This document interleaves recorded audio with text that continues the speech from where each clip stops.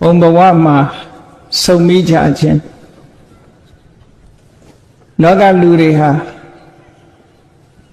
လူဘဝရောက်လာတဲ့အခါမှာလူတိုင်းဟာစုံကြတာမဟုတ်ဘူးပေါ့စုံမိတဲ့လူတွေမှာလည်းပဲအချင်းချင်းညှိနှိုင်းထားတာမဟုတ်ပေမဲ့လို့တဘာဝချင်းတူညီတဲ့ပုဂ္ဂိုလ်တွေဟာစုံမိကြတာ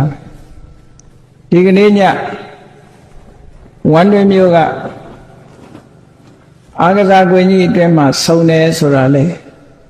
တူညီတဲ့စိတ်ဆန္ဒတွေကြောင့်စုံတယ်လို့ဒီလိုပြောအောင်အဲ့လိုဘုံဘဝမှာစုံမိကြတာတွေနဲ့ပတ်သက်ပြီးတော့ဘုရားမြတ်စွာဟာလောကလူသားတွေလူဘဝရလာပြီးတော့တဏှာရမှာစုံကြရတယ်ကြုံကြရတယ်တွေ့ကြရတယ်ဆိုတာတွေကအတွင်းဓာတ်ခန္တီတူညီတဲ့သဘောနောက်ခံအကြောင်းတရားတွေထင်ရှားရှိနေတယ်ဆိုတာကိုဓာတုတန်ရုပ်ပါဠိတော်မှာမြတ်စွာဘုရားကဟောထားတာရှိတယ်။စုံတယ်ဆိုတာအကြောင်းမဲ့စုံတာမဟုတ်ဘူးတဲ့။ဓာတုသောဝဘိက္ခဝေတတ္တာတန်တန်ဒန္တိသမင်းတိစုံကြတယ်တဝုနဲ့တဝုစုံမိကြတယ်တဏှာမှာစုံကြတယ်တွေ့ကြတယ်ဆိုတာစိတ်ဓာတ်ချင်းအတွင်းကံတဘာဝချင်းတူညီတဲ့ပုဂ္ဂိုလ်တွေစုံတာလို့တူညီမှုကိုအကြောင်းပြုပြီးတော့စုံတယ်လို့ဒီလိုပြောအဲ့တော့ဒီနေရာတရားပွဲမှာစုံတဲ့လူတွေရှိတယ်တခြားနေရာမှာလည်းတခြားပွဲတွေစုံမိနေတဲ့ပုဂ္ဂိုလ်တွေလည်းမြောက်များစွာရှိတယ်တကမ္ဘာလုံးကိုညှော်မှန်းပြီးတော့ကြည့်မယ်ဆိုရင်ဒီအချိန်မှာစုံစည်းပြီးတော့တခုခုလုံးနေကြမှာကြီးပဲအကုန်လုံးအဲ့လိုစုံစည်းမှုတွေဟာအကြောင်းမရှိဘဲနဲ့စုံစည်းတာမဟုတ်ဘူးဆိုင်ရာအကြောင်းတရားတွေရှိနေကြတယ်အဲ့ဒီအကြောင်းတရားတွေဟာကောင်းတဲ့အကြောင်းတရားလည်းဟုတ်တယ်မကောင်းတဲ့အကြောင်းတရားလည်းရှိတယ်ကောင်းတဲ့လုပ်ငန်းမှာစုံကြတဲ့ပုဂ္ဂိုလ်တွေကတော့ကောင်းတဲ့စိတ်ဓာတ်တွေအခြေခံလို့စုံကြတာဖြစ်တယ်မကောင်းတဲ့အလုပ်တွေကိုလုပ်တဲ့ပုဂ္ဂိုလ်တွေကြတော့မကောင်းတဲ့စိတ်ဓာတ်တွေကိုအခြေခံပြီးတော့စုံမိကြတာဖြစ်တယ်တခါတည်းရန်လူတွေစုံစည်းတယ်ဆိုတာအမခံများပြားတာကိုကြုံတွေ့ကြရပေါ့ဘုန်းကြီးတို့2004ခုနှစ်တုန်းကဂျာမနီနိုင်ငံဘာလင်မြို့တော်မှာဥရောပနိုင်ငံကလူတွေတန်းပေါင်းများစွာရောက်ရှိလာပြီးတော့စုံစည်းကြတဲ့ပွဲကြီးတစ်ခုကျင်းပတာကိုတယ်လီဗီရှင်းတွေကနေပြီးတော့မြင်ရတယ်ပေါ့အဲ့ဒီမှာလူတွေဘာလင်မြို့တော်မှာကျင်းပတဲ့လက်ပါရိတ်ဆိုတဲ့ပွဲကြီးဥရောပနိုင်ငံအသီးသီးကလာတဲ့လေယာဉ်ပြန်တွေမီးရထားတွေကားလမ်းတွေပြည့်နေအောင်အားလုံးလက်ပါရိတ်ပွဲကျင်းပတဲ့နေရာကိုတန်ပေါင်းများစွာသောလူတွေဟာစုယုံရောက်ရှိလာကြအဲ့ဒီလောက်များတဲ့ပုဂ္ဂိုလ်တွေဒီတနေရာထဲမှာလာဆုံးတယ်ဆိုတာလည်းပဲအတွင်းအစ္ဆဒဓာတ်သဘောချင်းတူလို့သာဆုံလို့ရ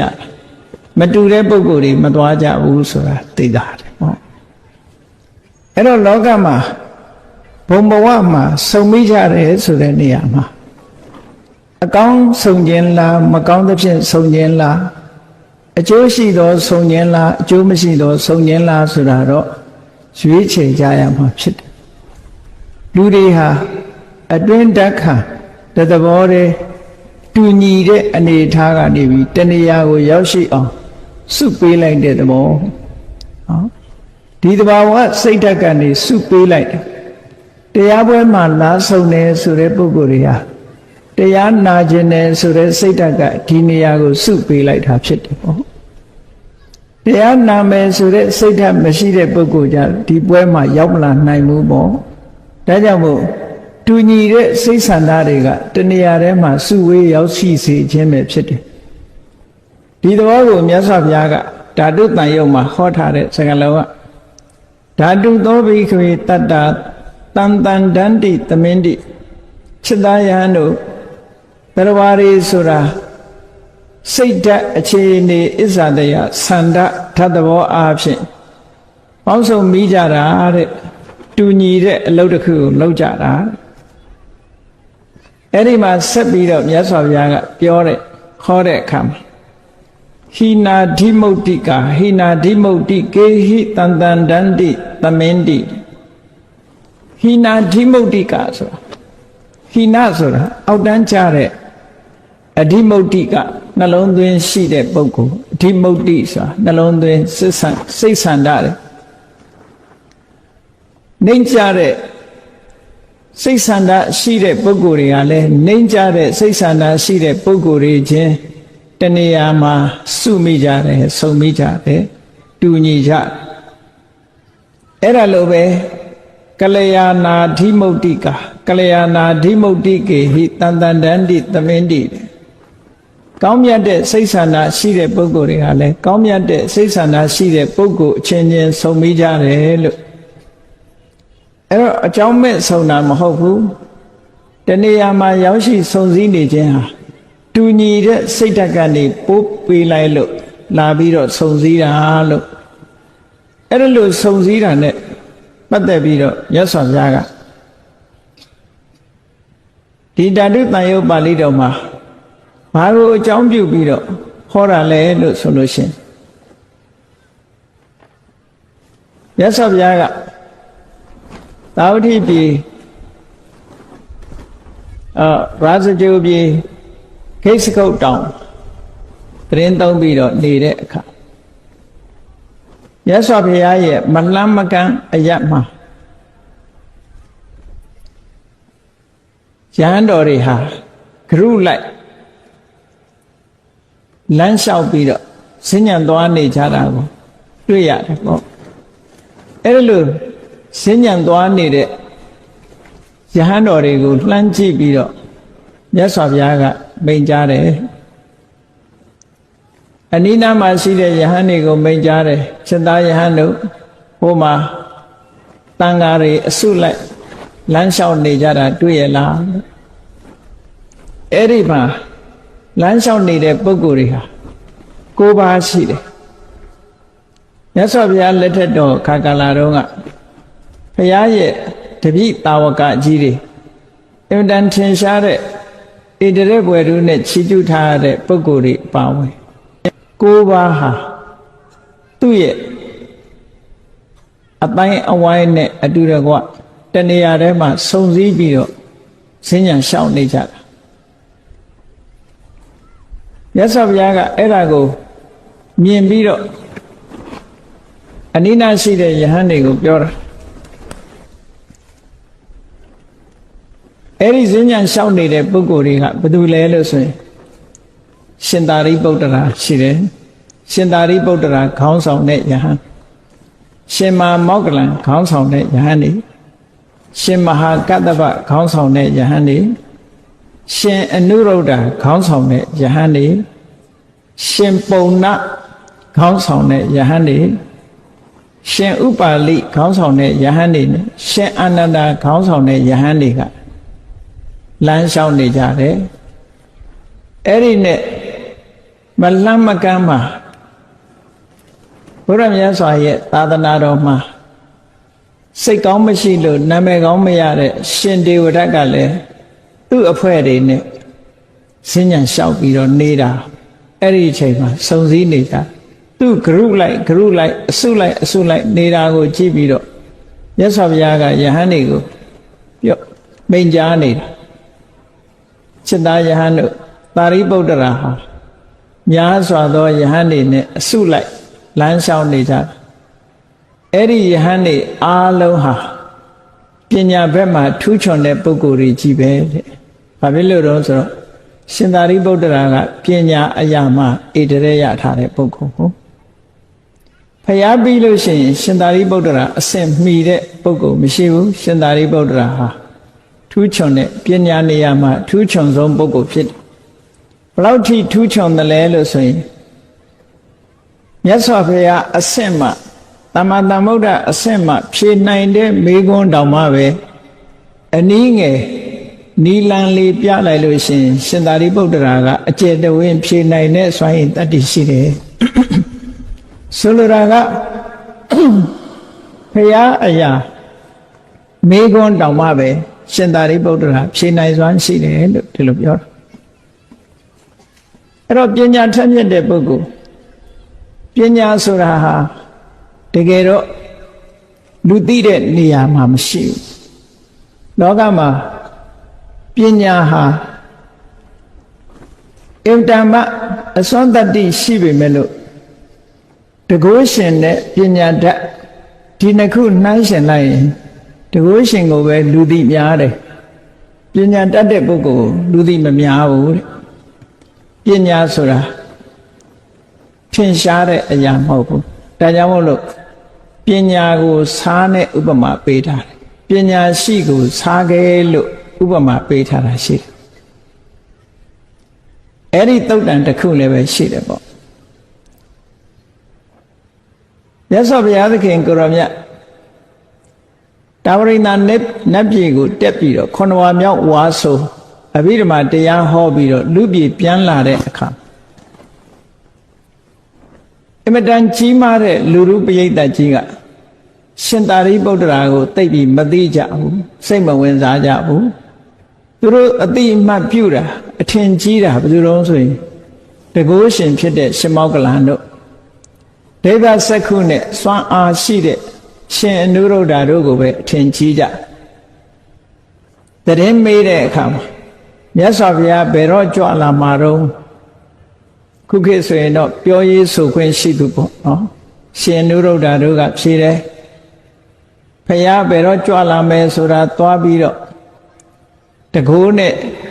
ကြွရောက်ပြီးတော့မေးမြန်းနိုင်တာရှင်မောက္ကလန်တို့ကဖြေတယ်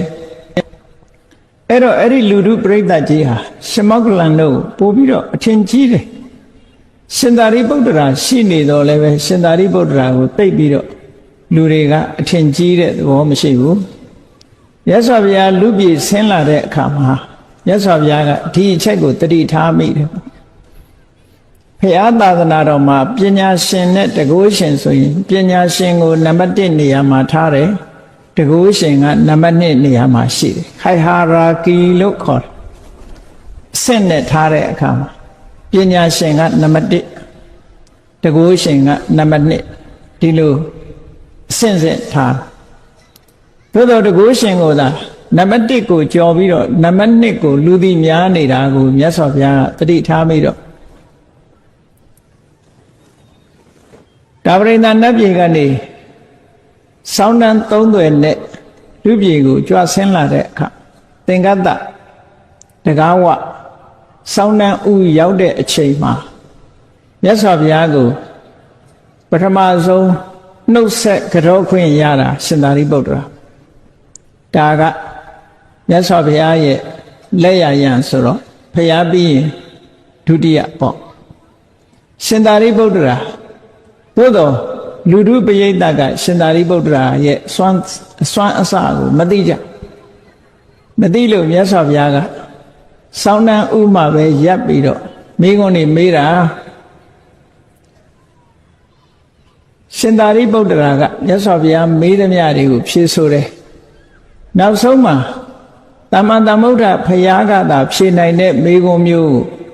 နီလံပေးတဲ့အခါမှာရှင်သာရိပုတ္တရာဖြေနိုင်တယ်တခြားပုဂ္ဂိုလ်တွေဟာအဲ့ဒီမေခွန်းရဲ့အဖြေကိုမသိနိုင်ကြဘူးရှင်သာရိပုတ္တရာဖြေမှသိနိုင်ကြတာဖြစ်တော့ကြောင့်အဲ့ဒီအချိန်မှာပရိသတ်ရဲ့အလယ်မှာရှင်သာရိပုတ္တရာရဲ့ဉာဏ်ရည်ဉာဏ်စွမ်းအစတွေဟာလူတွေကသိလာကြလို့အလုံးကရှင်သာရိပုတ္တရာကိုထင်ကြီးလေးစားလာကြတယ်လို့ဆိုတဲ့အကြောင်းအရာလည်းရှိတယ်ပေါ့တခါတော့ကရှင်မောက္ကလန်နဲ့ရှင်သာရိပုတ္တရာတို့ဘာစကြိုပြေမှာဝါဆိုးနေကြ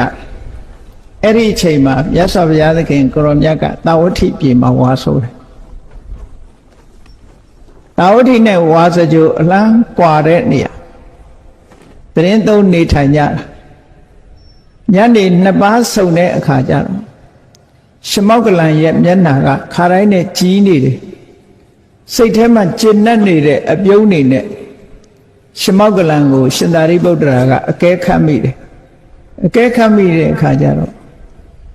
ငါရှင်သာရိပုတ္တရာဒီကနေ့နေ့လည်ခင်းကာလမှာအင်တန်ငြိမ်သက်တဲ့ငြိမ်းချမ်းတဲ့တမဘတ်နဲ့နေလာတာလားမျက်နှာအဆင်းတွေအလွန်ကြီးနေပါလားစိတ်ဓာတ်တွေအလွန်ရွှေနေပါလားငြိမ်းချမ်းတဲ့တမဘတ်နဲ့နေလာလို့ဒီလိုစိတ်ဓာတ်တွေ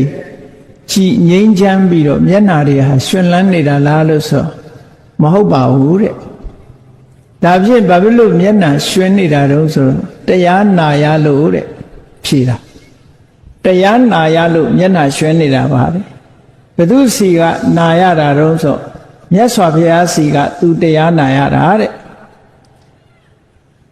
အဲ့တော့ရှင်သာရိပုတ္တရာကနေပါအောင်ကိုရောမြတ်စွာဘုရားကတာဝဋ္ဌိပြည်မှာအရှင်ဘုရားကဒီမှာဘယ်လိုလုပ်တရားနာတာတုံးလို့ဆိုသူတရားနာပုံလေးကိုပြောပြတာဝဋ္ဌိနဲ့ဇေရဝံခုခေတ်ဆိုရင်တော့လူတွေကထင်မှာပေါ့တယ်လီဖုန်းဆက်တာပေါ့နော်အဲ့ဒီတော့တယ်လီဖုန်းမှမရှိတာအခုခေတ်လူတွေကတပန်းတောင်သားနေသေးတယ်တယ်လီဖုန်းဆက်ပြီးတော့တရားနာလို့ရတယ်လေ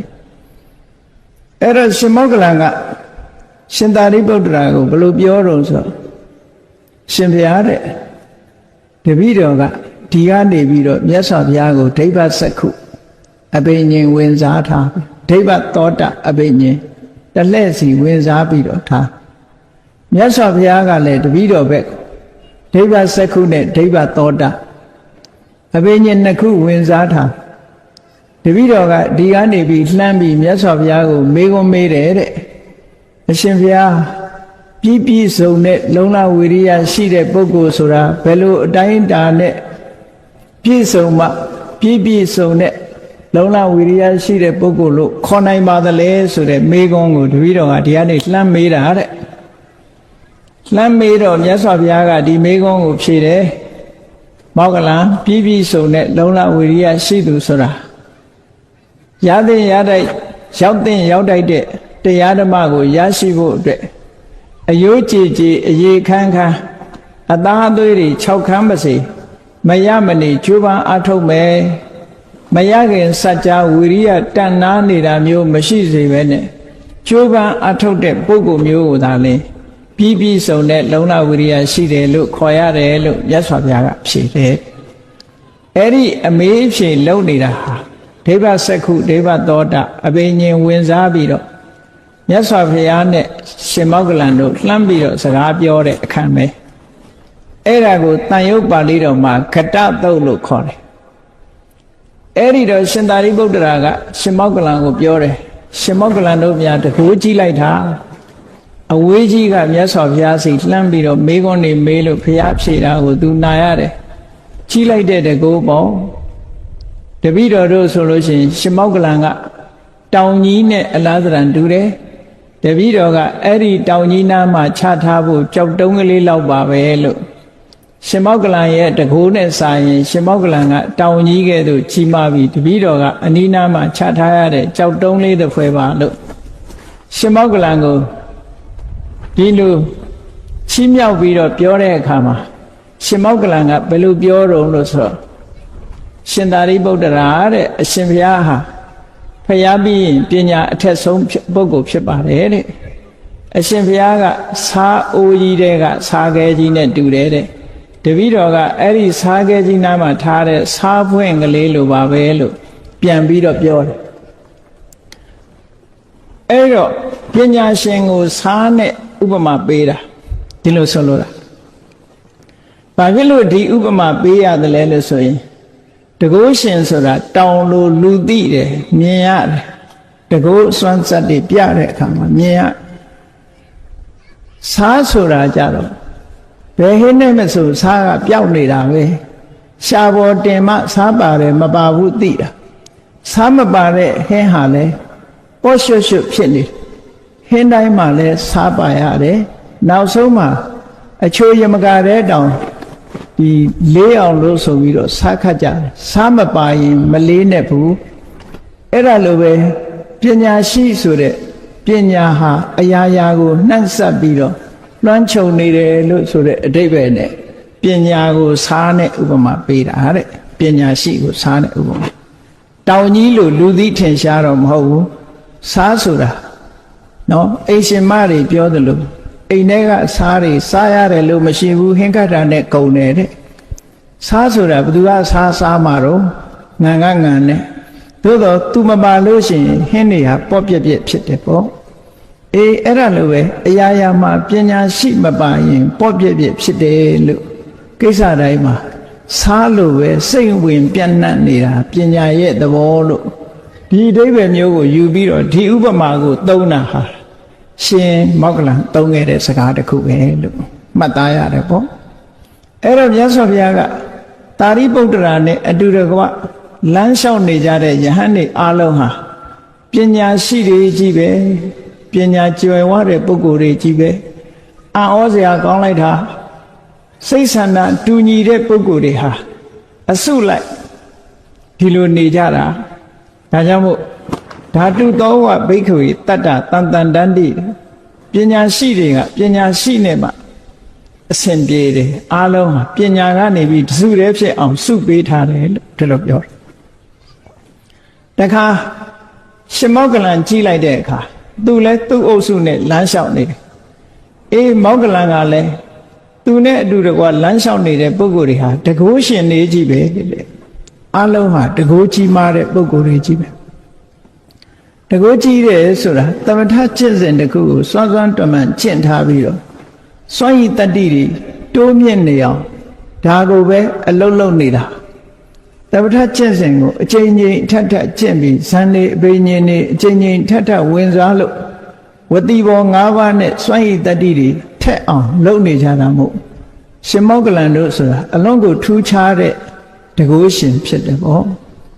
ခိပ္ပနိတန္တိလို့ဆိုတဲ့အတိုင်းတကယ့်ကိုလှင်လင်းမြန်မြန်တကိုးအပြောင်းလွှဲလုံနိုင်တဲ့စွမ်းရည်တတ္တိရှိတဲ့ပုဂ္ဂိုလ်နန္ဒောပနန္ဒနဂါးကြီးကနှာခေါင်းလေနဲ့မှုတ်တဲ့အခါမှာတခြားယဟန္တာတွေမကာကွယ်နိုင်ဘူးတဲ့ရှင်မောက္ကလံတပါးသာကာကွယ်နိုင်တယ်ဘာဖြစ်လို့အလင်းအမြန်လောက်ရတာဖြစ်တယ်စက္ကန့်ပိုင်းနောက်ကျသွားရင်ပြာဖြစ်သွားနိုင်တယ်အစိတ်ခိုးတွေတင့်ပြီးတော့ပြာဖြစ်သွားနိုင်တယ်ဒါကြောင့်မို့တကိုးဆိုတာလေလေ့ကျင့်နေရလေ့ကျင့်နေလို့စွမ်းရည်တတ္တိတွေထက်တာဒါကြောင့်မို့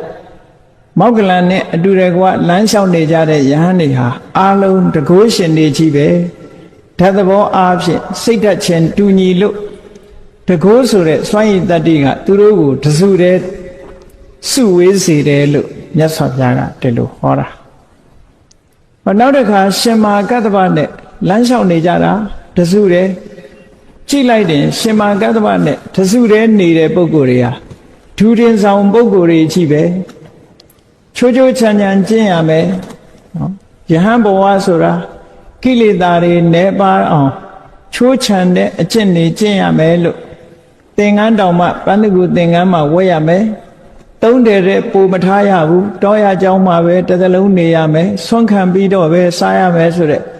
ဒီဒူရင်အကျင့်တွေကိုကျင့်ကြံကြိုးကိုအားထုတ်နေတဲ့ပုဂ္ဂိုလ်တွေကြီးပဲသူတို့ကိုလည်းပဲဒူရင်အကျင့်ကနေပြီးတော့တဆူတည်းဖြစ်အောင်စုပေးလိုက်တာပေါ့ဟောနောက်ဒီအရှင်အနုရုဒ္ဓနဲ့အတူတကွလမ်းလျှောက်နေကြတဲ့ယဟန်တွေကိုကြည့်လိုက်အလုံးဟာဒိဗ္ဗစက္ခုအဘိညာဉ်မှာစွမ်းရည်ထက်တဲ့ပုဂ္ဂိုလ်တွေကြီးပဲတဲ့အကုန်လုံးဟာဒိဗ္ဗစက္ခုအဘိညာဉ်မှာအစွမ်းတတ္တိရှိတဲ့ပုဂ္ဂိုလ်ရှင်နုရုဒ္ဓဆိုတာတထိုင်နဲ့စัจ java လာတစ်ထောင်ကိုတပြိုင်နဲ့ကြည့်နိုင်တဲ့ဒိဗ္ဗစက္ခုအဘိညာဉ်မျိုးရှိတဲ့ပုဂ္ဂိုလ်ယန္တာမဖြစ်ခင်ကတည်းကဒိဗ္ဗစက္ခုကိုအလေးလာပြုလို့ကျွမ်းကျင်လာတဲ့ပုဂ္ဂိုလ်တူသူနဲ့အတူတကွနေတဲ့ယဟန်တွေကလည်းအလုံးဟာဒိဗ္ဗစက္ခုမှာထူးချွန်တဲ့ပုဂ္ဂိုလ်တွေကြီးပဲသူတို့ကိုတစုတည်းဖြစ်အောင်ဟာလည်းပဲဒိဗ္ဗစက္ခုအဘိညာဉ်ကနေပြီးတော့စုဝေးပေးလိုက်တာတဲ့ဟောဓာတ်သဘောတွေကတူတစုတည်းဖြစ်သွားအောင်စုပေးတဲ့သဘောနောက်တစ်ခါအရှင်ပုံနာမန္တာနိပုဒ္ဒမန္တာနိဆိုတဲ့ပုံနေမရဲ့သားဖြစ်တဲ့အရှင်ပုံနာအဲ့ဒီအရှင်ပုံနာကလည်းသူ့ရဲ့သရင်သုံးပေါ်တွေအတူတကွများစွာသောယဟန်တွေနဲ့အတူတကွလမ်းလျှောက်နေတယ်အဲ့တော့ရှင်ပုံနာကဘယ်အရာမှာထင်ရှားတဲ့ပုဂ္ဂိုလ်တုံးဆိုတော့ဓမ္မကတိကအရာမှာထင်ရှားတယ်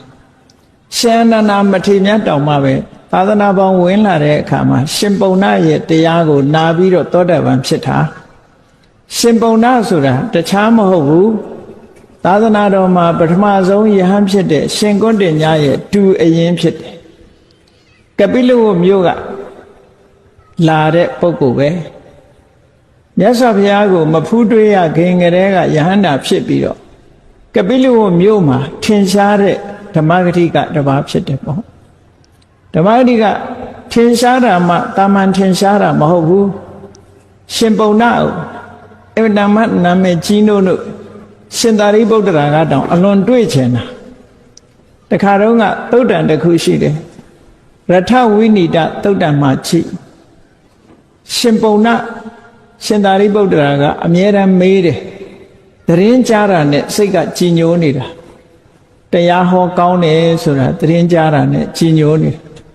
တရက်တော့ရှင်ပုံနာမြတ်စွာဘုရားစီရောက်လာရှင်သာရိပုတ္တရာကစောစောတည်းကမှားထားတယ်ရှင်ပုံနာရောက်လာရင်သူ့ကိုပြောကြသမှာတော့မှားထားတော့ရှင်ပုံနာရောက်လာတဲ့အခါမှာရဟန်းတော်တစ်ပါးကသွားလျှောက်တယ်အရှင်ဘုရားအမြဲတမ်းတောင်းတနေတဲ့ရှင်ပုံနာအခုရောက်နေပြီဘုရားဆိုအားချင်းသွားပြီးတော့တွေ့တဲ့အခါမှာရှင်ပုံနာကဘုရားကိုဘုရားထံဝင်ရောက်ကြော့ပြီးတဲ့အခါမှာတောရဘက်ကိုထွက်သွားတယ်တောတဲ့ဘက်ကိုထွက်သွားတော့ရှင်သာရိပုတ္တရာကမျက်ခြေပြတ်မှဆိုလို့နောက်ကနေလိုက်တယ်ခိုရောက်တဲ့အခါကျတော့ရှင်ပုံနာက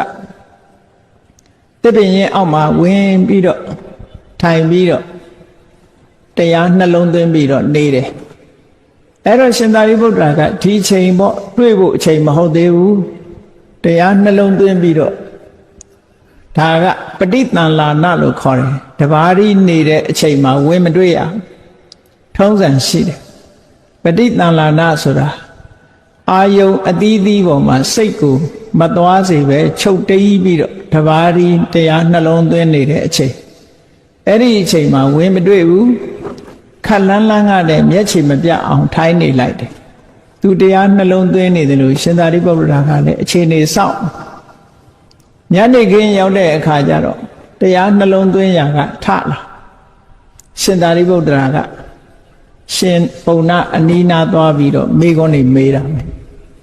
တရားနာခြင်းလို့မေးခွန်းတွေမေးတာမသိလို့မေးတာမဟုတ်ဘူးတရားဟောကောင်းတယ်ဆိုလို့တရားနာခြင်းလို့သွားပြီးတော့မေးခွန်းတွေမေးတာအဲ့ဒီအကြောင်းနဲ့ပတ်သက်ပြီးတော့ရထဝိနိတသုတ်တံဆိုတာရှိတယ်ပေါ့အဲ့ဒါလို့ရှင်ပုံနာဆိုတာ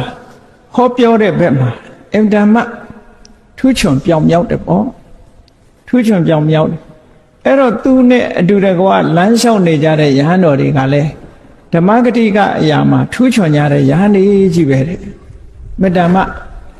ဝါဒနာတူရာစုကြတယ်လို့ပြောလို့လည်းရတာပေါ့နော်အရေးချင်းတူတဲ့ပုံကိုယ်တွေစုကြတာဟောနောက်အစုတစ်ခုကြည့်လိုက်မယ်ဆိုရင်ရှင်ဥပါလိရှင်ဥပါလိဆိုတာဝိနည်းအရာမှာဣတရေရတဲ့ဝိနည်းဒရဝိနည်းအကြောင်းကိုအမြဲတမ်းစဉ်းစားနေတဲ့ပုဂ္ဂိုလ်ဘယ်ကိစ္စမှာပဲဖြစ်ဖြစ်ထူးချွန်ခြင်းရင် specialize လို့ခေါ်တယ် specialize လုပ်ကိုလုပ်မလုပ်ရင်မထူးချွန်အထွေထွေသွားနေလို့ဘယ်သူမှမထူးချွန်ဘူးတခုတည်းကို specialize လုပ်ထားတာသူကဝီနီးနဲ့ပတ်သက်ပြီးတော့ specialize ပဲအဲ့ဒါကြောင့်မို့လို့ဝီနီးအရာမှာထူးချွန်တယ်သူကိုယ်တိုင်ကပြောခဲ့တယ်လေဝိနယောအာတယောမရှံဝိနယောဌာနစင်္ကမဝိနေဝါတံကပိမိဝိတယောဝိနယောမမခောစရောတဲ့ဆိုလိုတာကနော်ဝီနီးဒီတာသူ့ရဲ့နေရာဖြစ်တယ်ပေါ့ဝီနီးဒီတာလည်းသူရက်တဲ့နေရာသူစဉ္ညံသွားတဲ့နေရာသူထိုင်တဲ့နေရာဖြစ်တယ်ပေါ့ဝီနီးဒီတာလည်းသူ့ရဲ့ချက်စားရာဖြစ်တယ်ဒီလိုပြောခဲ့တာဆိုလိုတာကထိုင်နေလဲဝီနီးအကြောင်းစဉ်းစားတယ်ရက်နေလဲဝီနီးအကြောင်းစဉ်းစားတယ်လျှောင်းနေလဲဝီနီးအကြောင်းစဉ်းစားတယ်ဒီလိုဆိုလိုတာပေါ့ဒါကြောင့်မို့ဝီနီးနဲ့ပတ်သက်ပြီးတော့ဒီထူးချွန်အောင်လုပ်တဲ့ပုဂ္ဂိုလ်ဖြစ်လို့တကယ်ကိုဝီနီးအရာမှာဣတရေရတဲ့ဝိနည်းဒရပုဂ္ဂိုလ်မြတ်ကြီးဖြစ်တယ်ပေါ့သူနဲ့အတူတကွာနေတဲ့ပုဂ္ဂိုလ်တွေကလည်းသူ့လိုပဲဝီနီးအရာမှာထူးချွန်တဲ့ပုဂ္ဂိုလ်ကြီးပဲဟောဝီနီးပေါ်မှာလေးစားပြီးတော့ ဝီနီးတရားကိုလေ့လာလှိုက်စားတဲ့ပုဂ္ဂိုလ်တွေအချင်းချင်းအဲ့ဒီဝီနီးတရားတော်ကစုပေးလိုက်တဲ့သဘောတဲ့တစုတည်းစုံမိသွားကြတယ်ပေါ့ဒီလိုဆိုလို့တာဟောနောက်တစ်ခါကျတော့ရှင်အာနန္ဒာလည်းပဲသူအစုနဲ့လမ်းလျှောက်ရှင်အာနန္ဒာဆိုတာမြတ်စွာဘုရားတရားတော်တွေဟောသမျှဓမ္မခန္ဓာပေါင်း8400တရားတွေသူနှုတ်တဲ့ဆောင်နိုင်တဲ့စွမ်းရည်တတ္တိရှိတယ်ဘဟုတုတအရာမှာဣတရေယဘဟုတုတဆိုတာအများကြီးသင်ထားတယ်ဘာနဲ့သင်အောင်နားနဲ့သင်နားထောင်ထားတယ်ဒါကြောင့်မို့မြတ်စွာဘုရားဟောသမျှတရားတွေကိုရှင်သာအရှင်အာနန္ဒာကအယအမိဆောင်ထားလို့ခဏိအထိသံဃာယနာတွေတင်းလာတဲ့ဟာရှင်အာနန္ဒာတို့ကစတင်ပြီးတော့ပရိသတ်လောက်လာတဲ့ကျမ်းစာတွေဖျားဟောတဲ့တရားတွေပဲဖြစ်တယ်အမတန်မှကျေးဇူးတင်စရာကောင်းတဲ့မထေမြတ်ပေါ့ရှင်အာနန္ဒာတို့ဒီလိုမဆောင်ခဲ့ဘူးမကြက်မှတ်ခဲ့ဘူးဆိုလို့ရှိရင်ဒီကနေ့ခေတ်ဖျားတရားတော်တွေဟာများများဆာဆာကြီးကြားနာခွင့်ရကြမှာမဟုတ်ဘူးတဲ့အခုတော့အများကြီးပဲထုတယ်အမတန်မှကြီးမားတဲ့ပိဋကတ်3 သွယ်နိကေ9 ပြာဓမ္မခန္ဓာပေါင်း8400ဆိုတာဒီကနေ့အထိရရှိနေကြတာပေါ့တွေ့ရှိနေကြရှင်အာနန္ဒာမထေရမြတ်ကိုယ်တိုင်ကပြောတယ်လေသူဟာ8400နဲ့က82,000ကိုမြတ်စွာဘုရားစီကသင်ယူခဲ့တာပါတဲ့ဓမ္မခန္ဓာ82,000ကိုမြတ်စွာဘုရားစီကသင်ပြီးတော့ကျန်တဲ့2000ကိုတော့ရှင်သာရိပုတ္တရာစတဲ့ယဟန်နေစီကသင်ယူခဲ့တာဒါကြောင့်မို့လို့သူ့နှုတ်ရှားမှာဓမ္မခန္ဓာပေါင်း84,000ရှိပါတယ်လို့ပြောတာအဲ့တော့ဘုဒ္ဓတအရာမှာအမတမထူးချွန်တဲ့ပုဂ္ဂိုလ်သူမြတ်ဖြစ်တယ်ပေါ့အဲ့ဒီဘုဒ္ဓတအရာမှာထူးချွန်တဲ့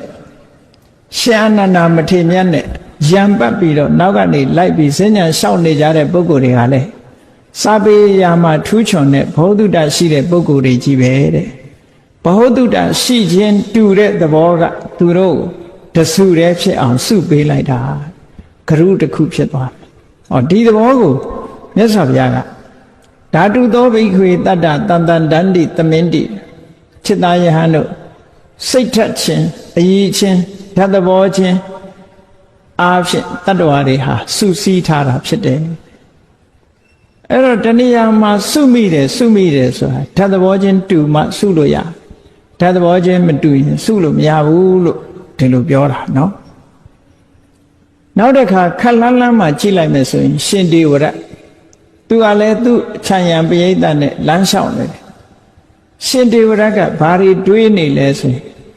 ဖြတ်လန်းကနေဖျားလို့ဖို့စဉ်းစားနေတာသူကအဲ့ဒါကြတော့ပါပိဿရုပ်မာတဲ့စိတ်ဆန္ဒတွေလွှမ်းမိုးနေတယ်သူ့မှာတန်ဃာတွေကိုခေါင်းဆောင်လုပ်ချင်တယ်တန်ခါအဖွဲ့အစည်းကြီးကိုအကြီးအကဲလှုပ်ချင်တယ်အဲ့ဒီအကြီးအကဲလှုပ်ချင်တဲ့စိတ်ဓာတ်လူကြီးလှုပ်ချင်တဲ့စိတ်ဓာတ်ကသူ့ကိုလွှမ်းမိုးပြီးတော့ထားတယ်သူနဲ့အတူလမ်းလျှောက်နေတဲ့ပုဂ္ဂိုလ်တွေကလည်းအဲ့ဒီလိုစိတ်ဓာတ်ရှိတဲ့ပုဂ္ဂိုလ်တွေကြီးပဲတဲ့ဟောပါပိဿဆိုတဲ့မကောင်းတဲ့အတွေးတွေဝင်နေတဲ့မကောင်းတဲ့လူရင်ဆန္ဒတွေလွှမ်းမိုးထားတဲ့ပုဂ္ဂိုလ်တွေကလည်းပဲမကောင်းတဲ့စိတ်ဆန္ဒချင်းတူရာဟာစုစည်းမိတာဖြစ်နေတယ်ဟုတ်တာပေါ့တရားဝါဒနာပါတဲ့ပုဂ္ဂိုလ်တွေကတရားပွဲရောက်ကြတယ်ရုပ်ရှင်ဝါဒနာတဲ့ပါတဲ့ပုဂ္ဂိုလ်တွေကတယ်လီဗီရှင်းရှေ့မှာရုပ်ရှင်ကြည့်ကြတယ်ဘောလုံးဝါဒနာပါတဲ့ပုဂ္ဂိုလ်တွေကဘောလုံးပွဲရှေ့မှာရောက်ပြီးတော့ဘောလုံးကြည့်ကြတယ်ဘီယာတို့အရက်တို့ဝါဒနာပါတဲ့ပုဂ္ဂိုလ်တွေကလည်းဘီယာအရက်ဆိုင်မှာစုကြတယ်ပေါ့လူဆိုတာတယောက်နဲ့တယောက်မတူဘူးပေါ့တဘာဝချင်းတူရာစုမိနေကြတယ်ဆိုတဲ့သဘောကိုမြတ်စွာဘုရားကဟောတာအဲ့တော့ဘုန်းကြီးတို့တွေလောကလူတွေဟာဒီလိုအခြေအနေအရစုပြီးတော့နေကြတဲ့အခါမှာတို့ကိုစုမိအောင်လုပ်တဲ့ဟာကောင်းတဲ့အရာလားမကောင်းတဲ့အရာလားလို့ဆက်လက်ပြီးတော့စဉ်းစားဖို့လိုအပ်တယ်ပေါ့မကောင်းတဲ့အရာကတို့ကိုစုတယ်ဆိုရင်ကောင်းတာဖြစ်ဖို့ကိုက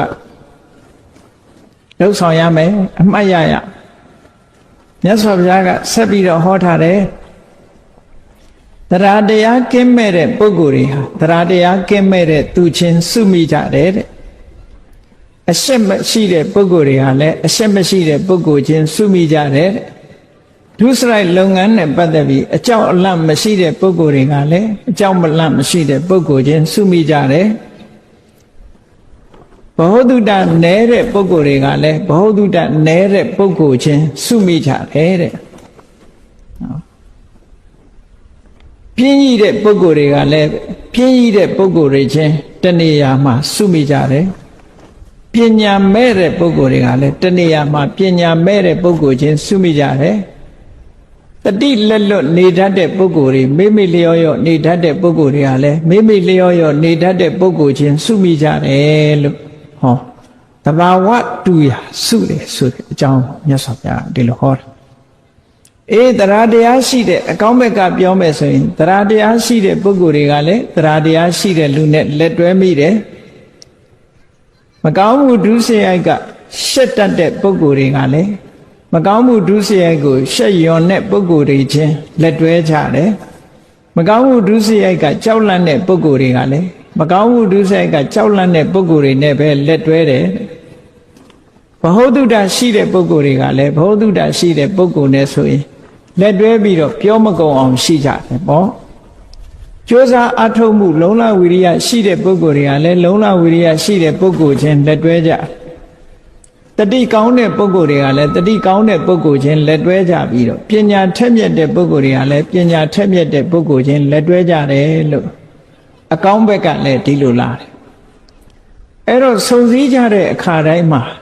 တို့တွေဟာဒီနေရာဆုံတာဘာနဲ့ဆုံတာလဲဒါဟာ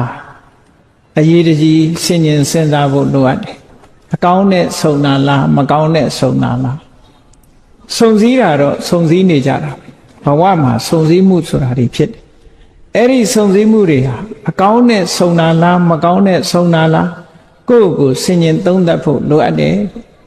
အရာရာမှာအမတ်တမဲ့မနေပဲနဲ့တတိတရားတန်ပစင်ညတရားနဲ့နေကြရ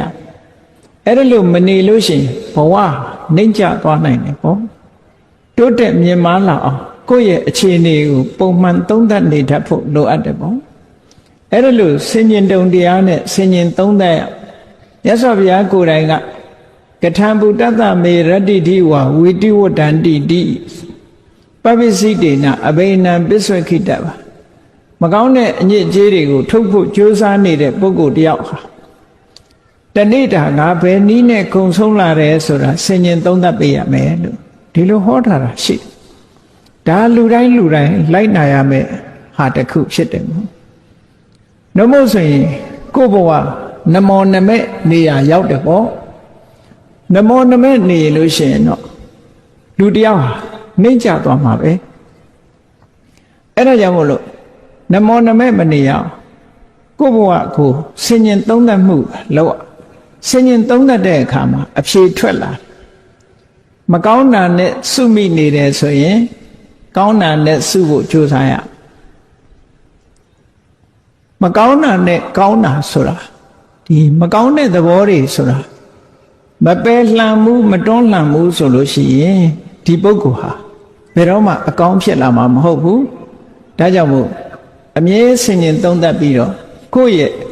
အနေထားစိတ်နေသဘောထားတွေကိုဆင်ញင်သုံးသပ်နေဖို့လိုအပ်တယ်ပေါ့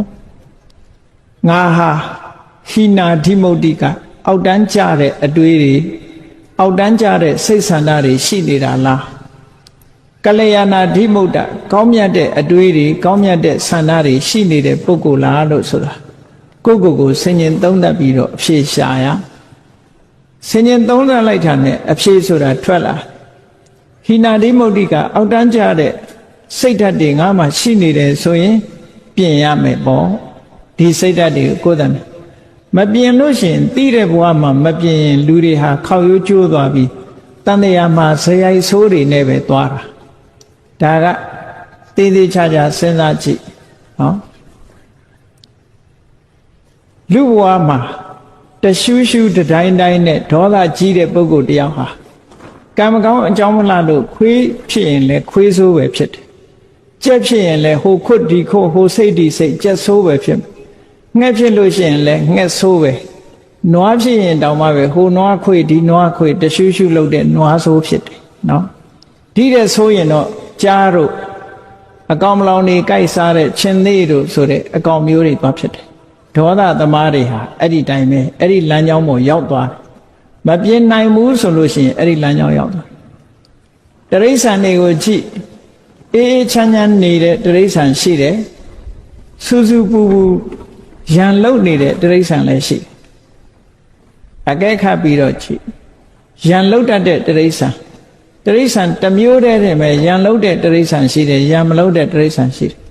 ခွေးထဲမှာလည်းသဘောကောင်းတဲ့ခွေးရှိတယ်သဘောဆိုးတဲ့ခွေးရှိတယ်ဟောအမှတ်တမဲ့နေရင်တော့မသိဘူးတေချာကြည့်လို့ရှင်ခွေးဟာကြိုက်တတ်တဲ့ခွေးရှိတယ်မကြိုက်တတ်တဲ့ခွေးရှိကြိုက်တဲ့ခွေးဆိုတာသဘောဆိုးလို့ကြိုက်တာနော်သဘောမဆိုးတဲ့ခွေးကလူလာရင်အမီးနှံပြီးတော့ခင်တတ်မင်တတ်တယ်ပေါ့အဲ့တော့ဒီသဘောတွေဟာဆင်ញင်သုံးသပ်တတ်ရအော်ခွေးတောင်မှမေတ္တာရှိတဲ့ခွေးနဲ့ဒေါသကြီးတဲ့ခွေးမေတ္တာပြည့်တဲ့ခွေးနဲ့ဒေါသကြီးတဲ့ခွေးဒီလိုဖြစ်ရတာပါဘဝမှာမပြင်းဘူးဆိုလို့ရှိရင်တလျှောက်လုံးဟာဒေါသသမားဖြစ်ပြီးနောက်ဆုံးကိုဒေါသကိုမထိန်နိုင်တဲ့အခါဒေါသနဲ့တည်ဆုံးသွားလို့ရှိရင်အင်တမဆင်းရဲတဲ့အပင်ငရဲကြာရောက်သွားနိုင်တာပေါ့ကိုဒေါသကကိုယ်ကိုပို့ပေးလိုက်တဲ့သဘောပေါ့ထို့တူပဲလောဘကြီးတဲ့လူနဲ့လောဘနည်းတဲ့လူကိုယ်ရှိမှရှိနိုင်ကိုယ့်ကိုယ်ကိုလည်းဆင်ញင်သုံးသပ်ကြည့်ရလောဘကြီးတဲ့လူလောဘကိုမထိန်နိုင်မသိမ့်နိုင်တဲ့အခါကိုယ်ပစ္စည်းနဲ့တင်အားမရဘူးသူများပစ္စည်းကိုယူတယ်ဆိုတဲ့ပြစ်မှုတစ်ခုကျူးလွန်လို့ဒုက္ခရောက်တာမျိုးတွေဖြစ်လာတတ်တယ်ပေါ့မတရားတဲ့နည်းနဲ့သူများပစ္စည်းရအောင်ယူတဲ့လောဘမျိုးဖြစ်လာလို့ရှိရင်ပို့ပြီးတော့ဆိုးတာပေါ့အဲ့ဒါလို့ကိုယ့်ရဲ့ဇယိုက်တွေအကျင့်စိုးတွေကိုသိတဲ့အချိန်မှာပြင်ပေးဖို့လိုအပ်တယ်မပြင်ဘူးဆိုလို့ရှိရင်တန်လျာထဲမှာဇယိုက်ဆိုးနဲ့ခရီးသွား950ဇတ်တွေကိုကြည့်ရှင်အင်္ဂုလိမာလဘဝကိုလေးလာကြည့်ရှင်အင်္ဂုလိမာလဟာသူ့ဘဝဇလန်းတွေမှာခက်ချမ်းချမ်းနေကြည့်ပဲအကုန်လုံးနော်နောက်ဆုံးဘဝမှာလည်းကြည့်ယန္နာဖြစ်မဲ့ဘဝတောင်မှပဲလူသားသမားကြီးဘဝနဲ့ဖြစ်ရသေးတာပဲလေဇက်ကအဲ့လိုကြမ်းနေတတ်တယ်ကိုယ်တိုင်တတိထားပြီးတော့မပြင်းဘူးဆိုလို့ရှိရင်ဇက်ကြမ်းနဲ့ဖြစ်ရမှာပဲလောကလူတွေကလည်းစိတ်ဓာတ်ကအမျိုးမျိုးပေါ့နော်ရုပ်ရှင်တစ်ခုရိုက်တယ်ဆိုလို့ရှိရင်ဘီလိန်နေရာကရိုက်ချင်တဲ့လူရှိတယ်လူချမ်းနေရာရိုက်ချင်တဲ့လူရှိတယ်မင်းသားနေရာရိုက်ချင်တဲ့လူရှိတယ်သူ့ဝါဒနာနဲ့သူပဲအဲ့တော့ဝါဒနာကိုကိုယ့်ကိုပြင်ပြီးတော့ကောင်းတဲ့ဘက်ကိုရောက်အောင်ကိုယ့်ကိုမလှုပ်တဲ့မူလားလှုပ်တဲ့တာပေါ့မှန်ကန်တဲ့ဆင်ញင်တွေဆင်ញင်သုံးသပ်မှုကိုထားပြီးတော့ကိုဟာအစင်မြင့်တဲ့ဘဝကိုကိုယ်တိုင်တွေးတောပြီးတော့အစင်မြင့်အောင်လုပ်ယူဖို့လိုအပ်တယ်ပေါ့အဲ့ဒါလို့မဟုတ်လို့ရှင်ဇယိုက်ဆိုးဝါသနာဆိုးကြီးဟာနောက်ဆုံးထိအောင်ခောက်ရိုးကျိုးပြီးတော့ပါလာတတ်တယ်ဒါကြောင့်မို့ဇယိုက်ဆိုးတွေပယ်လှန်ပြီးတော့ဇယိုက်ကောင်းတွေဖြစ်အောင်ကြိုးစားအားထုတ်ကြရမှာလို့ဒီသုတ်တန်တွေကဒီလိုတတိပေးထားတာဖြစ်တယ်အေးကောင်းတဲ့အကျင့်တွေကောင်းတဲ့အတွေးတွေကောင်းတဲ့စိတ်ဓာတ်တွေကိုယ်တဏ္ဍာမှာဝင်ရောက်ရှိနေအောင်ကြိုးစားအားထုတ်ကြဘဝမှာအောင်မြင်ကြီးပွားခြင်းလို့ရှိရင်ဘုရားမြတ်စွာကကောင်းမြတ်တဲ့အရည်အသွေးတွေကိုယ်တဏ္ဍာမှာရှိအောင်လုပ်ရမယ်တဲ့အဲ့ဒီကောင်းမြတ်တဲ့အရည်အသွေးတွေဆိုတာဘာတွေလဲလို့ဆိုရင်တတ္တာတဲ့သီလသုဒ္ဓစာကပညာလို့ခေါ်တယ်တတ္ထာဆိုတာကောင်းတဲ့ဘက်ကိုစိတ်ဝင်စားတယ်ယုံကြည်တယ်စိတ်ကြည်တယ်စိတ်ကြည်တယ်ဆိုတာတတ္ထာဖြစ်လာပြီဆိုရင်လူတွေဟာဘာဖြစ်လာတရားနာသွားခြင်းနဲ့ကုသိုလ်ကောင်းမှုလုပ်ခြင်းနဲ့ဖះရှိခိုးခြင်းနဲ့အ ਨੇ ဆုံးပရိစိတ်ခြင်းနဲ့ဖះပန်းလှူခြင်းနဲ့ရေချမ်းနေတင်းခြင်းနဲ့ဟောစိတ်ကြီးနေပြီဆိုရင်အဲ့ဒါတွေအကုန်လုပ်တယ်ကောင်းတဲ့အလုပ်တွေလုပ်တယ်စိတ်ကြည်နူးလာပြီဆိုရင်ဒါနကောင်းမှုလုပ်တယ်သီလတွေစောင့်ဖြစ်တယ်ကမ္မထဘာဝနာတွေအားထုတ်ဖြစ်တယ်ကောင်းတဲ့အလုပ်တွေအကုန်လုပ်တယ်ဒါတတ္တာရဲ့စွမ်းတရားရှိတဲ့ပုဂ္ဂိုလ်ဆိုတာဓတနာကာမောသီလဝတ္တသီလရှိတဲ့ပုဂ္ဂိုလ်တွေကိုတွေ့ခြင်းနဲ့ တတ္ထမံသောတုမိစ္ဆတိသူတော်ကောင်းတရားကြားနာခြင်းနဲ့တရားပွဲသွားခြင်းနဲ့ဝိနယေမစ္စေရမလံဘာလူရမလဲကုသိုလ်ဘာလုပ်ရမလဲကိုယ်ပစ္စည်းတွေကဆွန့်လွတ်ပြီးတော့ဒါနကောင်းမှုလုပ်ဖို့စိတ်ဝင်စားနေတယ်အဲ့ဒါတရားဖြစ်ပေါ်လာလို့ရှင်အဲ့ဒီအခြေအနေမျိုးတွေပေါ်လာတယ်လို့ဒီလိုပြောတာအဲ့တော့တရားရှိနေတဲ့ပုဂ္ဂိုလ်တယောက်ဟာတရားကိုလက်နဲ့ဥပမာပေးထားတာရှိတယ်ယရနာတွေ့တော်လဲလက်မပါရင်ကောက်ယူလို့မရတယ်လို့တရားမရှိဘူးဆိုရင်ကုသိုလ်ကောင်းမှုပြုဖို့အခွင့်ကြုံတော်လဲတရားမရှိသည့်အတွက်ကြောင့်မပြုမိဘူးဒါကြောင့်မို့တရားဆိုတာလက်နဲ့တူတယ်တဲ့တတ္ထာဟတ်ထောမဟတ္ထနောတရားလက်ရှိတဲ့ပုဂ္ဂိုလ်ဟာကြွယ်ဝချမ်းသာတဲ့ပုဂ္ဂိုလ်ဖြစ်တယ်လို့ဒီလိုဆိုတာ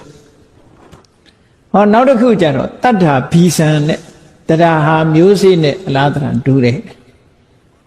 မျိုးစေ့လေးကအလုံးနှစ်ခုကိုလှုပ်တယ်တဲ့ကိုယ့်ဘာကိုမျိုးစေ့လေးကိုစဉ်းစားကြည့်အလုံးနှစ်ခုဆိုတာဘာလဲမျိုးစေ့လေးကိုမြေထဲစိုက်ချလိုက်မယ်ဆိုလို့ရှိရင်အောက်ကိုအမြင့်ကလေးတွေ့တယ်အပေါ်ကိုအညောင်ကလေးထွက်လာတယ်ဒါသူ့ရဲ့အလုံးနှစ်ခုပဲအောက်ကိုအမြင့်သက်ဆင်းခြင်းအပေါ်၌အညွန့်တက်ခြင်းဆိုတဲ့ဒီအလုံးနှစ်ခုဟာမျိုးစေ့ကနေဖြစ်လာတာအဲ့ဒီအလုံးနှလုံးလုံးတယ်လို့ပဲတရားရှိတဲ့ပုဂ္ဂိုလ်ဟာသီလကိုလည်းထိမ့်သိမ်းဆောက်ရှောက်တယ်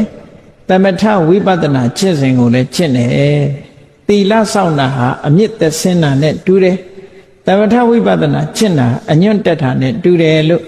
ဒီလိုတရားကိုမျိုးစေ့နဲ့ဥပမာပေးတာရသော်ဘုရားကအာလဝကကြီးရဲ့အမေးကိုဖြေတဲ့အခါမှာလောကမှာအကောင်းဆုံးဥစ္စာအမြတ်ဆုံးဥစ္စာဘာလဲလို့ဆိုရင်တတ္ထာပဲလို့ဒီလိုဟောခဲ့တာတရားတရားရှိပြီဆိုလို့ရှိရင်တန်ဖိုးရှိတဲ့ဥစ္စာတွေဟာသူပိုင်ဆိုင်ခွင့်ဖြစ်သွားတာပဲဒါကြောင့်မို့တရားဆိုတဲ့ဥစ္စာပိုင်ထားပြီဆိုလို့ရှိရင်လောကမှာရှိတဲ့ယရနာအလုံးကိုပိုင်ထားတာနဲ့မထူးတော့ဘူးတရားရှိလို့ကုသိုလ်ကောင်းမှုတွေလုပ်တဲ့ပုဂ္ဂိုလ်ဟာယရနာတွေဟာယရနာရှိရာသွားတယ်ဆိုတာလို့ပဲတရားတရားရှိတဲ့ပုဂ္ဂိုလ်စီမှာယရနာပစ္စည်းတွေအကုန်စုတယ်လို့ဒီလိုဆိုတာလောကကြီးဆိုတာအမတန်မှထူးခြားတယ်ကိုယ်တိုင်ကယရနာမစုပေမဲ့လို့ကိုယ်စီကိုရောက်လာတတ်တယ်ပေါ့ဒါပြောတာနော်တရားတရားရှိပြီဆိုရင်တတ္ထာရှိလာလို့ရှိရင်နောက်ဘာရှိလာတော့ဆိုသီလကိုချင်းသီလတွေမြဲလာတယ်ကိုချင်းသီလမြဲလာပြီးတဲ့အခါမှာဖះဟောတဲ့တရားတွေကိုကြားနာတယ်ဘောဓုတတွေစီးဘူးတယ်တုတဆုံးလို့မှုဆိုတဲ့စာကလူမှုတမ်းမှုဆိုတဲ့စာကဆိုတဲ့သဘောကမစ္စရိယလို့ဆိုတဲ့ငါသာသုံးမယ်ငါအတွက်သာစဉ်းစားတယ်ဆိုတဲ့ဒီတရားကိုဖယ်ရှားပြီးတော့အများအတွက်ကိုကြည်တတ်တဲ့မွန်မြတ်တဲ့စိတ်ဓာတ်တစ်ခုပဲပေါ့ဟောစာကလည်းရှိတာနောက်ဆုံးကြတော့ပညာတဲ့ပညာဆိုတာကြတော့သဘာဝတရားကိုထိုးထွင်းပြီးတော့အမှန်တိုင်းသိတဲ့ပညာရအဲ့ဒီအမှန်တိုင်းသိလာပြီသဘာဝကိုထိုးထွင်းသိလာပြီဆိုတဲ့အခါမှာဒီပညာကြတော့တွေ့တာမှုတွေကိုလည်းဖယ်ရှားနိုင်တယ်တွေ့တာမှုပြတ်သွားရင်မုန်းတိမှုဆိုတာလည်းမလာတော့ဘူးနောက်ဆုံးမှာသဘာဝအစစ်မှန်ကိုသိသွားတဲ့အခါမှာဘာဖြစ်လာလဲသဘာဝအစစ်မှန်မသိတဲ့ပုဂ္ဂိုလ်ကတွေ့တာမှုတွေနဲ့ရင်ထဲမှာပူလောင်မှုဆိုတဲ့တောကတွေမကြာခဏကျုံနေကြတွေ့တာမှုကိုအခြေပြုပြီးတော့တောကတွေဖြစ်ရအဲ့ဒီတောကကိုလျှော့ချခြင်းလို့ရှိရင်တွေ့တာမှုကိုမလျှော့ဘဲနဲ့လျှော့လို့မရဘူးအဲ့ဒီတွေ့တာမှုကိုလျှော့ချဖို့ရအတွက်ဒီမှန်ကန်စွာသိတဲ့ပညာဆိုတာဒါအရေးကြီးဆုံးပဲလို့ဒီပညာရှိဖို့လိုအပ်တယ်အဲ့ဒီပညာကိုဘယ်လိုလုပ်ရအောင်လုပ်ရမလဲလို့ဆိုတာရအောင်လုပ်တဲ့နည်းတွေကတော့ပညာရချင်လို့ရှိရင်တရားနာရတယ်စာပေတွေကိုဖတ်ရှုလေ့လာရတယ်ဒီတဘာဝတရားတွေကိုဆင်ញင်သုံးသပ်ဖို့ရအတွက်တဘာဝတရားတွေကိုနားလည်အောင်သင်ယူရတယ်မေးမြန်းစီးပူးရဥက္ခဟပရိပု္ပ္ပာလို့ခေါ်ဥက္ခဟဆိုတာသင်ယူတာပရိပု္ပ္ပာဆိုတာဆွေးနွေးတာမေးမြန်းတာအဲ့ဒီနည်းနဲ့ပညာရလာပြီဆိုရင်ပညာအခြေခံမှုအတွက်သီလနဲ့သမာဓိကျင့်စဉ်နှစ်ခုကိုကျင့်လိုက်လို့ရှိရင်ဒီပညာအတွက်အခြေခံကောင်းတစ်ခုရလာပြီးတော့ပညာဖြစ်ဖို့ရအတွက်ကြတယ် မိမိသင်ထားတဲ့ကိုယ်တဏ္ဍာမှာရှိတဲ့ယုတ်တရားနံတရားတွေပေါ်မှာတတ္တဝါဆိုတဲ့အမြင်ပြောက်သည့်ထိအောင်ဆင်ញင်သုံးသပ်ဖို့လိုတယ်ပေါ့တတ္တဝါဆိုတာမရှိဘူးယုတ်နဲ့နံနှစ်မျိုးတည်းပဲရှိတယ်လို့မြင်လာသည့်ထိအောင်ယုတ်နဲ့နံနှစ်မျိုးသာရှိတယ်ဆိုတာထင်ထင်ရှားရှားဖြစ်လာအောင်ဒီဆင်ញင်သုံးသပ်ဖို့ဥပမာပဲကိုယ်မျက်စိနဲ့အဆင်းရောင်မြင်စရာတစ်ခုကိုမြင်လိုက်တယ်ဆိုတဲ့အခိုက်မှာမျက်စိရဲ့မြင်စရာအာယုံရဲ့မြင်စရာအာယုံကိုသိတဲ့မြင်သိစိတ်ရဲ့ဒီတဘာဝသုံးခုပဲဆိုပါစို့မျက်စိနဲ့အဆင်းအာယုံကယုတ်တရားအဲ့ဒီယုတ်တရားနှစ်ခုပေါင်းစပ်မှုကိုအကြောင်းပြုပြီးတော့ဖြစ်ပေါ်လာတဲ့မြင်သိစိတ်ဆိုတဲ့စက္ခုဝိညာဉ်စိတ်လေးကနံတရားဆိုဒီအခိုက်လေးမှာကြည့်လိုက်ရင်ဒီယုတ်နဲ့ဒီနံဒါပဲရှိတာပါလားလို့သိမြင်လာအောင်ဆင်ញင်သုံးသပ်ပေးတာအဲ့ဒါလို့ယုတ်နဲ့နံနှစ်မျိုးတည်းသာရှိတယ်လို့သိလာတဲ့အခါမှာတရဝါဆိုတာလည်းမရှိဘူးငါဆိုတာလည်းမရှိဘူးငါဟာဆိုတာလည်းမရှိဘူးတဘာဝတရားတက်တက်တာရှိတယ်လို့သိလာလို့ရှိရင်နာမရူပပရိစ္ဆေဒဉာဏ်လို့ဆိုတဲ့ပညာတစ်မျိုးကိုရပြန်တာပဲပေါ့အဲ့ဒီနာမရူပပရိစ္ဆေဒဉာဏ်ဆိုတဲ့ပညာရလို့ရှိရင်ဒီပညာကမိမိရဲ့အမြင်ကိုစင်ကြယ်စေလို့ဒိဋ္ဌိဝိတ္တုလို့ခေါ်တယ်အမြင်ကိုစင်ကြယ်သွားစေတတ်တယ်အမြင်မှန်သွားပြီဆိုရင်တမ္မာဒိဋ္ဌိပေါ့အမြင်မှန်သွားပြီဆိုရင်ဒီသဘာဝတရားတွေဟာအကြောင်းပဲဖြစ်တာမဟုတ်ဘူးဆိုင်ရာအကြောင်းတွေရှိတယ်ဒီမြင်သိစိတ်လေးဟာငကောကရှိနေတာမဟုတ်ဘူးမျက်စိနဲ့အဆင်းအာယုံဆုံလိုက်လို့ဖြစ်ပေါ်လာတဲ့သဘောတရားပဲဖြစ်ပေါ်ပြီးနောက်ပျောက်ကွယ်သွားတယ်လို့အကြောင်းနဲ့ဆက်ပြီးတော့မြင်လာလို့ရှိရင်ပစ္စယပရိက္ခအကြောင်းကိုပါတွဲဖက်သိလာတဲ့ဉာဏ်တစ်မျိုးရလာပြန်တယ်အဲ့ဒီပညာရပြီဆိုလို့ရှိရင်ကင်္ခာဝိတရဏဝိတ္တုတဲ့ဘာကြောင့်ဖြစ်တယ်နောင်ဖြစ်အောင်မလားဘယ်တော့ရောဖြစ်ခဲ့တာလဲဆိုတဲ့အတွေးတွေတန်တရားတွေကင်းစင်သွားလို့ယုံမှန်တန်တရားကိုကြော်လွှမ်းနိုင်ပြီးတော့စင်ကြယ်တဲ့အသိဉာဏ်တစ်ခုရလာတယ်လို့ဒီလိုဆိုတာပညာရက်တွေဟာတဖြည်းဖြည်းတိုးတက်လာနောက်ပိုင်းကျတော့စက္ခုပတာရဆိုတာလည်းမမြဲဘူးမျက်လုံးဆိုတာလည်းမမြဲဘူးဆိုတာကိုယ့်ဟာကိုယ်ဆင်ញင်သုံးသပ်ကြည့်ငယ်ငယ်တုန်းကမျက်လုံးအသက်50-60ရောက်တော့မျက်လုံးအများကြီးကွာခြားသွားပြီလေတော့အဲ့ဒါကအဝေးကြီးမို့ကွာခြားတာထီးတဲ့ကိုကျင်းပြီးတော့မျက်လုံးဟာပြောင်းလဲနေတာသာဖြစ်တယ်ပေါ့အဆင်းအာယုန်တွေကလည်းပြောင်းလဲနေတယ်မြင်သိစိတ်ဆိုတာလည်းပေါ်ပြီးတော့ပျောက်သွားတယ်မမြဲတဲ့သဘောတွေကိုဆင်ញင်သုံးသပ်မိလာလို့ရှင်သမ္မတနာပညာလို့သမ္မတနာဉာဏ်လို့ခေါ်တယ်အဲ့ဒီဆင်ញင်သုံးသပ်ရာကဖြစ်ခိုက်ကလေးပစ္စုပန်တဲ့ကြည့်နိုင်လာပြီဖြစ်တဲ့အချိန်လေးမှာမြင်လိုက်တယ်ပြတ်တဲ့အချိန်လေးမှာသိလိုက်တယ်ဆိုတဲ့ဉာဏ်ကြတော့ဥရိယဗျာဉာဏ်လို့ခေါ်အဲ့ဒီကနေတဆင့်တက်လာတော့အဖြစ်ကိုခရုမဆိုင်တော့ဘူးအပြက်ကိုပဲမြင်လာပြီဆိုတဲ့အခါကျတော့ဘေငါဉာဏ်မှာအနိစ္စသဘောတရားဟာဒါလမ်းဆုံးအစွမ်းကုန်တွေ့မြင်ခြင်းပဲဖြစ်တယ်ဟောအဲ့ဒီနောက်ကြတော့မိမိတဏ္ဍာမှာရှိတဲ့ယုတ်တရားနံတရားတွေဟာဒီလိုဖြစ်ပြမှုတွေနှိမ့်ဆက်နေတာမို့ကြောက်เสียကြီးပါလားလို့မြင်လာတယ်ဘယညာအန္တရာယ်များလိုက်တာလို့မြင်လာတယ်အာရိနဝညာအန္တရာယ်များလို့လွတ်မြောက်ခြင်းလာတယ်မောစီတုကမြတာညာနော်နိဗ္ဗိဒညာအန္တရာယ်များတဲ့အပေါ်မှာညှင်းငွေလာတယ်ตายရစရာရှားမတွေ့ဘူးညှင်းငွေလာတော့လွတ်မြောက်ခြင်းလာတယ်မောစီတုကမြတာလွတ်မြောက်ခြင်းတဲ့အခါမှာပြန်ပြီးတော့လွတ်ရလွတ်ကြောင်းစဉ်းစားတယ်ပဋိသင်္ခာညာနောက်ဆုံးကြတော့သင်္ခါရတရားတွေပေါ်မှာစိတ်ကိုတည်တည်ငြိမ်ငြိမ်ထားပြီးတော့အမှန်ကိုရှုမြင်နိုင်တဲ့တည်ငြိမ်တဲ့အသိဉာဏ်တစ်မျိုးရလာတာသင်္ခါရုပ္ပခာညာအဲ့ဒီတည်ငြိမ်တဲ့သဘောရပြီဆိုတဲ့အခါမှာနိဗ္ဗာန်ကတ်သွားပြီလို့ဒီလိုပြောတာပေါ့ပေါင်းကူတရားလေးကြော်လိုက်တာနဲ့ဟိုဘက်ကျတော့နိဗ္ဗာန်ရောက်သွားအနုလောမဉာဏ်လို့ဆိုတဲ့ချင်းကပ်လန်းလေးကိုရောက်သွားလို့ရှိရင်ဟိုဘက်ကျတော့ကိလေသာတွေကိုဖယ်ရှားပြစ်နိုင်တဲ့အစဉ်စဉ်ဖယ်ရှားပြစ်နိုင်တဲ့မက်၄ပါးဖို့၄ပါး၄ချိန်မက်၄ပါး၄ချိန်ဖို့၄ပါး၄ချိန်ကြပြီးတော့ကိလေသာအာသောတွေလုံးဝတန့်စင်ပြစ်နိုင်တဲ့ပညာမျိုးတဲ့အဲ့ဒီပညာမျိုးဟာတော့အစွမ်းထက်ဆုံးပညာမျိုးပဲလို့ဒီလိုပြောတာနော်အဲ့ဒီရမှလမ်းဆုံးတယ်ပေါ့ဒါကြောင့်မို့တရားတရားရှိဖို့လိုတယ်သီလရှိဖို့လိုတယ်တုတ္တဆိုတဲ့အကြမြင်ဘောတုတ္တတွေရှိဖို့လိုတယ် စာကဆိုတဲ့စွန့်လွတ်နိုင်မှုတွေရှိဖို့လိုတယ်ပညာလို့ဆိုတဲ့ဝိပဿနာပညာတွေရှိဖို့လိုတယ်လူဘဝရလာတဲ့အခိုက်မှာဒီတရားတွေမိမိတဏ္ဍာမှာမရှိသေးရင်ရှိအောင်လုပ်ဖို့ရှိပြီးရင်တိုးတက်မြင့်မားလာအောင်ကြိုးစားအထောက်ဖို့ဆိုတာကိုအခုဒီမြတ်စွာဘုရားဟောတဲ့ဓာတ်သဘောတွေနဲ့တတ္တဝါတွေဟာနှီးနှောမိကြတယ်ဆိုတာဒီသုတ်တံကိုနာယူမှတ်သားကြပြီးတဲ့အခါမှာတို့တဏ္ဍာမှာအရေးကြီးဆုံး